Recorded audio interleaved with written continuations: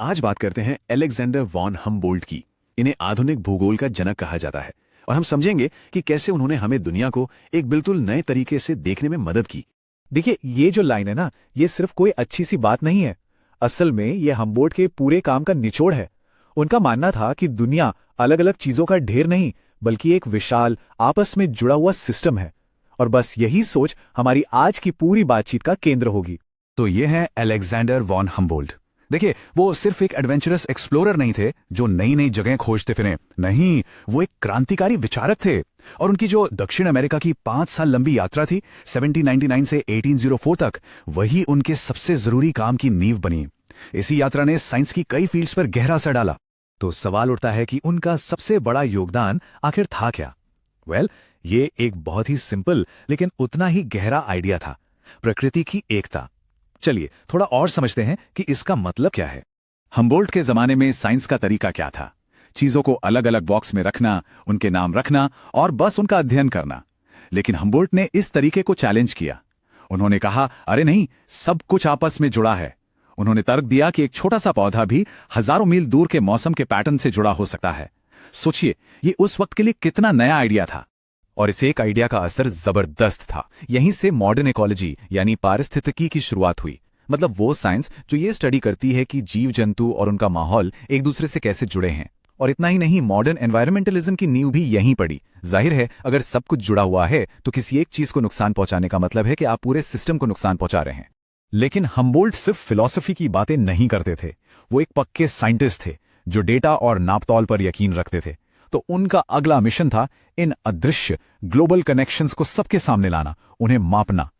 मतलब ये सवाल उन्हें सुने नहीं देता था कि आखिर दुनिया के एक कोने का मौसम हजारों मील दूर दूसरे कोने के मौसम से कैसे जुड़ा हो सकता है। उस जमाने में यह सोचना भी मुश्किल था कि अमेज़न के जंगलों में जो हो रहा है उसका असर यूरोप पर पड़ सकता है। पर हम्बोल्ट ने इस पहेली को सुलझाने का एक तरीका निकाल ही लिया। उन्होंने क्या किया? उन्होंने दुनिया भर से टेम्परेचर का डेटा जमा किया और फिर एक मैप पर उन सारी जगहों को एक लाइन से जोड़ दिया जहां का औसत तापमान यानी एवरेज टेम्परेचर एक जैसा था। इन्हीं लाइनों को उन्होंने नाम दिया आइसोथर्म्स, हिंदी में कहें तो समताप रेखाएं। और ये एक बहुत बड़ी बात थी। पहली बार ऐसा हुआ था कि कोई भी सिर्फ एक मैप को देखकर पूरी दुनिया के क्लाइमेट पैटर्न को समझ सकता था। आज हम जो वेदर मैप्स देखते हैं ना, उनका बेसिक आइडिया हम्बोल्ट के इसी काम से आया है। उन्होंने एक तरह से डेटा को एक जुबान दे दी ताकि वो अपनी कहानी खुद बता सके। चलिए अब उनके काम का एक ऐसा उदाहरण देखते हैं जो उनके सारे आइडियाज को एक साथ ले आता है। ये कहानी है माउंट चिम्बोराजो की, उनकी मशहूर चढ़ाई की। तो बात है 1802 की। हम्बोल्ट ने इक्वाडोर के चिम्बोराजो पहाड़ पर चढ़ाई की। उस समय इसे दुनिया की सबसे ऊंची चोटी माना जाता था। लेकिन ये सिर्फ एक एडवेंचर ट्रिप नहीं थी, ये एक चलता फिरता साइंटिफिक एक्सपेरिमेंट था। वो ये जानना चाहते थे कि ऊंचाई बढ़ने के साथ साथ पेड़ पौधे और जीवन कैसे बदलता है। तो जैसे जैसे वो ऊपर चढ़ते गए, वो हर चीज को बहुत बारीकी से नोट कर रहे थे। नीचे जहां गर्मी थी वहां अलग तरह के पौधे थे। फिर जैसे जैसे हवा ठंडी होती गई, पेड़ पौधों के प्रकार भी बदलने लगे। और सबसे कमाल की बात क्या हुई? चोटी के पास पहुंचकर उन्हें वैसे ही पौधे मिले जो आर्कटिक जैसे ठंडे इलाकों में मिलते हैं। तब उन्हें यह एहसास हुआ कि आपको अलग अलग क्लाइमेट जोन देखने के लिए हजारों मील सफर करने की जरूरत नहीं है। आप बस एक ऊंचे पहाड़ पर चढ़कर भी पूरी दुनिया की वनस्पति देख सकते हैं। और उन्होंने अपनी इस पूरी डिस्कवरी को एक सिंगल कमाल के डायग्राम में उतार दिया।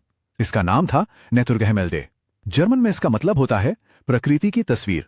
और ये सिर्फ एक ड्राइंग नहीं थी, ये उस जमाने का सबसे बेहतरीन डेटा विजुअलाइजेशन था। सोचिए, एक ही पेज पर पहाड़, उसकी ऊंचाई, टेम्परेचर और हर जोन में मिलने वाले पौधे, सब कुछ एक साथ। और बस यहीं से प्लांट ज्योग्राफी यानी पादप भूगोल की शुरुआत हुई। तो चिम्बोराजो की चढ़ाई तो बस एक झलक थी। हम्बोल्ट का असर इससे कई ज्यादा बड़ा और गहरा है। उनकी विरासत आज भी हमारे साइंस और दुनिया को देखने के नजरिए को प्रभावित करती है। उनके कुछ और बड़े कामों की बात करें तो उन्होंने दक्षिण अमेरिका के पास समंदर में एक ठंडी धारा की पहचान की, जिसे आज हम हम्बोल्ट करंट के नाम से जानते हैं। वो उन पहले साइंटिस्ट में से थे जिन्होंने इंसान की वजह से होने वाले क्लाइमेट चेंज के खतरों के बारे में आगाह किया था। उन्होंने अपनी आंखों से देखा था कि कैसे जंगलों को काटने से जमीन खराब हो रही थी और मौसम सूख रहा था। उनका असर सिर्फ उनकी अपनी खोजों तक ही सीमित नहीं था। उन्होंने एक किताब लिखी, कॉस्मॉस, जो उस जमाने की साइंटिफिक बेस्ट सेलर बन गई। इसने चार्ल्स डार्विन जैसे नौजवानों को इतना इंस्पायर किया कि डार्विन ने खुद कहा था कि हम्बोल्ट की वजह से ही वो अपनी मशहूर बीगल यात्रा पर गए थे। और आज चांद पर एक समंदर से लेकर अमेरिका के पहाड़ों तक न जाने कितनी ही चीजों का नाम उनके सम्मान में रखा गया है। तो आखिर में हम्बोल्ट का सबसे बड़ा तोहफा क्या था? शायद यही सोच, यही नजरिया। उन्होंने साइंस को लैब की चारदीवारी से बाहर निकाला और उसे असल दुनिया से जोड़ा। उन्होंने हमें सिखाया कि साइंस सिर्फ फैक्ट्स और फिगर्स इकट्ठा करने का नाम नहीं है, बल्कि ये प्रकृति के इस अद्भुत आपस में जुड़े हुए ताने बाने को समझने और उसकी तारीफ करने का भी एक तरीका है। तो अगली बार जब हम अपने आसपास की दुनिया को देखें तो एक पल के लिए रुक कर सोचें कि हमें क्या दिखता है। क्या हमें बस अलग अलग पेड़, जानवर और पहाड़ दिखते हैं, या फिर हम्बोल्ट की तरह हमें इन सब के पीछे का वो एक बड़ा आपस में गुंथा हुआ जाल भी नजर आता है?